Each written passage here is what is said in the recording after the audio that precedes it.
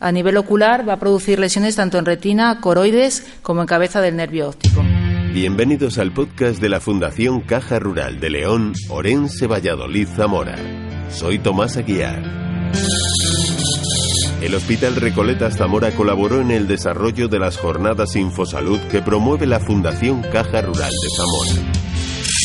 Durante el mes de abril de 2019, especialistas en cardiología, oftalmología y nefrología participaron en las diferentes charlas para señalar algunas de las patologías más comunes y el modo en que se pueden minimizar los riesgos. La oftalmóloga Belén García se refirió a qué consecuencias puede tener la hipertensión arterial sobre nuestros ojos. La hipertensión arterial es una de las enfermedades más frecuentes en los países desarrollados, la padecen hasta un 30% de la población y esa cifra va en aumento por el aumento de la esperanza de vida. Y la elevación de la tensión arterial lo que va a ocasionar son cambios en la pared vascular de los órganos diana, es decir, aquellos que más frecuentemente se van a afectar por la tensión, como es el riñón, el cerebro, el corazón y el ojo. A nivel ocular va a producir lesiones tanto en retina, coroides, como en cabeza del nervio óptico. Los signos se van a desarrollar cuando la enfermedad está muy avanzada y las afecciones oculares pueden llegar a producir la pérdida irreversible de la visión. En cuanto a la fisiopatología, la elevación de la tensión arterial tiene dos mecanismos de acción fundamentales en el ojo. Por una parte, van a producir una contracción de los vasos sanguíneos en la retina, lo que va a producir una isquemia retiniana, es decir, una falta de riego. Y por otra parte, puede producir el incremento de la permeabilidad de los vasos y eso da lugar a la salida de líquido de ellos y producir un edema retiniano, o sea, una hinchazón de la retina. En la imagen de la izquierda se ve, es el fondo de ojo de un normal, de un paciente sano. Y aquí pues vemos un poco las partes más importantes de la retina, como es la mácula, que aquí no se aprecia muy bien, pues una parte un poquito más oscura del centro de la retina es la mácula, que es la zona más importante del ojo, donde la zona de máxima visión, la cabeza del nervio óptico o papila, que también la tenemos en el interior del ojo, y luego pues la vascularización, las venas y las arterias. Aquí ya habría una retina afectada por la tensión arterial con exudados y hemorragias, pero lo veremos más adelante. Que sepan que la tensión lo que va a producir fundamentalmente son cambios en los vasos de la retina y todos ellos se engloban en el síndrome llamado síndrome vascular hipertensivo. Hay una serie de signos que nos podemos encontrar en el fondo de ojo característicos. Uno de los más característicos son los cruces arteriovenosos. En la imagen de aquí de la izquierda se ve el cruce de la arteria, que es un poquito más clara, sobre la vena. Eso sería un cruce normal. Cuando existe los cruces arteriovenosos son secundarias a la esclerosis arteriolar, se produce una constricción simultánea de la arteriola y la vénula y se va a deformar la pared venosa. Que se puede apreciar como la vena por debajo de la arteria está comprimida, no deja que pase el riego. Luego existe una serie de nombres propios, el signo de Gunn, que mide la deformidad de la vena, el de Salus, que mide el cambio del trayecto, pero eso es más específico. Aquí también se vería una arteria totalmente esclerosada que comprime la vena que está por debajo. Otro signo del síndrome vascular serían las alteraciones del reflejo, porque antes del reflejo de los vasos.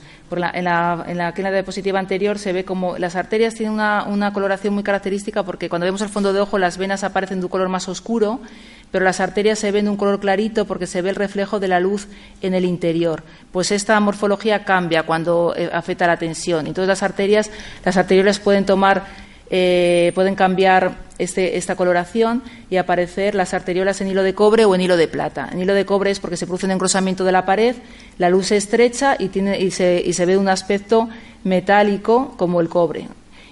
Aparecen las fases iniciales, y la arteriola en hilo de plata, que es cuando la esclerosis impide ver la columna de sangre que vimos antes, y aparece la arteria de un color brillante y blanquecino, y eso aparece en las hipertensiones de larga evolución.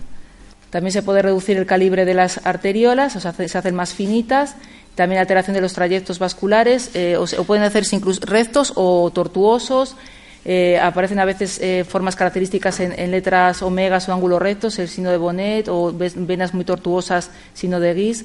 Y luego otro signo muy característico son los aneurismas retinianos, que son, como en cualquier otra parte del organismo, los aneurismas son dilataciones de las paredes de los vasos. Y normalmente son asintomáticos, pero cuando las paredes se adelgazan mucho, pues puede salir la sangre o el líquido al exterior y producir sangrados o exudación. Cuando ya toda esta afectación del ojo durante tiempo largo va produciendo lesiones más importantes en la retina, pues ya hablamos de una enfermedad propiamente dicha, que es la retinopatía hipertensiva. Y la retinopatía hipertensiva, los signos más característicos son, por una parte, las hemorragias, porque el aumento de la tensión arterial va a dilatar los vasos y la sangre sale al exterior. Las hemorragias pueden encontrarse en la retina, son muy típicas de la hipertensión arterial. Las hemorragias en astilla, que son muy típicas, casi patognomónicas de la retinopatía hipertensiva. También puede aparecer de forma puntiforme o en mancha, pero esa ya puede aparecer en más enfermedades. También las hemorragias pueden ser coroideas, es decir, en la coroides, que es la capa que está por debajo de la retina, que aparece, pues como en la foto de aquí, se ve una hemorragia extensa, grande, de bordes delimitados, porque la retina la ampara por delante. O también hemorragias vítreas, que es cuando la sangre que sale de los vasos se mezcla con el vítreo, que es el gel que rellena el ojo, y entonces todo el contenido vítreo aparece pues lleno de sangre, y evidentemente en estos casos pues la visión está muy comprometida. Otros signos de la retinopatía hipertensiva son los exudados, que pueden ser blandos o algodonosos o duros. Los exudados blandos son resultados de la isquemia. Se produce una isquemia en las capas de fibras nerviosas de la retina, y los exudados son unas manchas blanquecinas de bordes mal definidos que aparecen en esas capas nerviosas y nos indican que existe una fase acelerada de la hipertensión, o también son característicos de la hipertensión maligna, que esta es la hipertensión que aparece de forma brusca con cifras muy altas de tensión, que se llama maligna porque, claro, si no se bajan las cifras de una manera de la tensión de manera rápida y eficaz, pues incluso puede dar lugar con el tiempo, en unos meses, a la muerte del paciente. Y entonces, cuando aparecen esos exudados algodonosos, ya nos indica que la enfermedad está bastante avanzada. E incluso también puede ser que hay riesgo de fracaso multiorgánico. Los exudados duros son un poquito menos graves, aparecen por aumento de la permeabilidad vascular, son pequeños, puntiformes, redonditos, de bordes definidos, pero a veces cuando se localizan en la mácula, como es este caso, dan lugar a una formación muy característica en forma de estrella, que es la estrella macular, y aquí sí que disminuiría la agudeza visual. Otro signo de la retinopatía hipertensiva, que aparece en fases ya finales, últimas, es el edema de papila. La papila es la cabeza del nervio óptico, como vimos antes, está dentro del ojo. Cuando en fases muy avanzadas de hipertensión, la isquemia, esta falta de riego, llega a la papila, y eso hace que los bordes aparezcan sobrelevada, con bordes mal definidos, y esto también incluso a veces hay que descartar que exista una hipertensión endocraneal por encefalopatía hipertensiva, cuando nos encontramos con esto. Existen muchas clasificaciones para retinopatía hipertensiva. Una de las que más se utiliza es la clasificación de Kate Wagener-Barker, que la clasifica en 4 grados que también nos sirven para el pronóstico. El grado 1 es cuando solamente se produce un poquito de esclerosis de los vasos, leve. El grado 2 es cuando la esclerosis ya es más moderada, ya aparecen los signos que vimos antes, los signos de cruce, las arterias de hilo de cobre y plata, hemorragias, exudados duros. El grado 3 es cuando, aparte de todos estos signos, aparecen los exudados algodonosos y el edema de retina. Y el grado 4 es cuando ya aparece el edema de papila. Se podría decir que el grado 1 y 2 sería el síndrome vascular hipertensivo, y el grado 3 y 4 es cuando ya existe la retinopatía hipertensiva propiamente dicha. Aquí el pronóstico, lógicamente, pues es mucho peor. En cuanto a las complicaciones de la retinopatía hipertensiva, puede ser, por una parte, la atrofia de la retina. La atrofia de la retina es cuando la esclerosis vascular es muy intensa, se reduce el espesor de la retina, se atrofia. Si aparece en la zona central, como es en este caso, que es donde está la mácula, pues claro, la reducción de la visión es muy importante. La atrofia óptica, cuando la isquemia, el edema de papila, al final, pues el resultado final es una atrofia. La papila aparece de forma totalmente blanca, sin vascularización, sin inervación, ya no funciona. Entonces aquí ya eso produce un defecto irreversible de la visión. Otra complicación de la retinopatía hipertensiva es la embolia arterial. Esto ocurre cuando en pacientes hipertensos que se puede soltar un émbolo de la circulación, que suele ser circulación carotídea o del corazón, y llegar al ojo. Si ocluye la arteria central de la retina, pues la pérdida de la visión es una pérdida indolora, profunda e irreversible. En el fondo de ojo es muy característico, aparece una zona blanquecina de edema alrededor de la mácula y la mácula de un color rojizo intenso, que es la típica mancha en rojo cereza, que es patognomónico de esta enfermedad. Si lo que se ocluye es una rama, pues aparece el edema solo en la zona de la rama. Más frecuente es la trombosis venosa, que esta aparece en hipertensos mal controlados y de larga evolución. Puede ser oclusión, aquí lo que se ocluye son las venas. Puede ocluirse la vena central de la retina y producirse una oclusión de lo que se llama oclusión de la vena central de la retina. Entonces, a esto, al afectar la mácula, que es el centro, produce una disminución severa de la agudeza visual. En la exploración es muy característico ver todas este tipo de signos, o sea, exudados, hemorragias, vasos tortuosos, todos los signos que vimos antes. Y casi siempre se acompaña de edema, tanto de mácula como de papila, es decir, líquido en la mácula.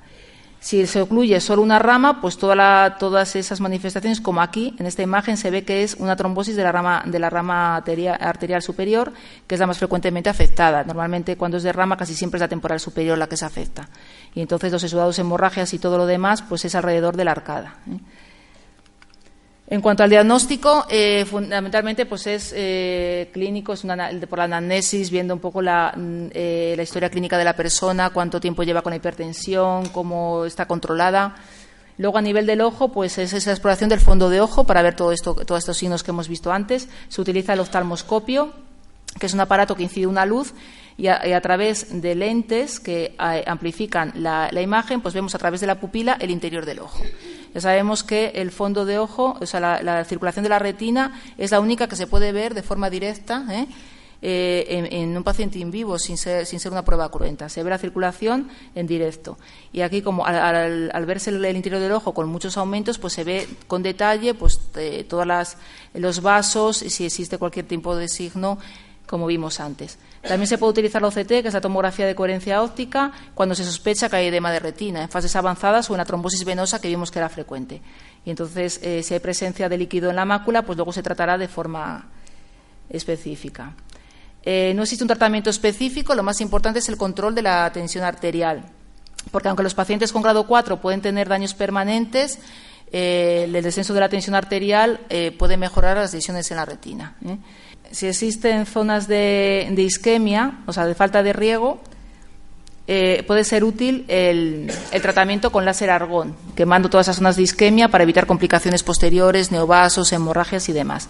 Y si existe edema en la mácula, en trombosis venosas y en otros casos, pues puede ser útil también la inyección intravítrea de corticoides o agentes inhibidores del crecimiento endotelial vascular, el bevacizumab, ranibizumab y aflibercept, bueno, lo que más se conoce como Avastin, Lucentis e Eylea, que ya saben que se ponen en otras patologías, en cualquier patología que curse con edema macular, son útiles estos fármacos. Pero lo más importante, como en cualquier enfermedad, es la prevención. Ya hemos visto que al hacer un examen del fondo de ojo, pues podemos ver una serie de signos que son muy característicos de esta enfermedad.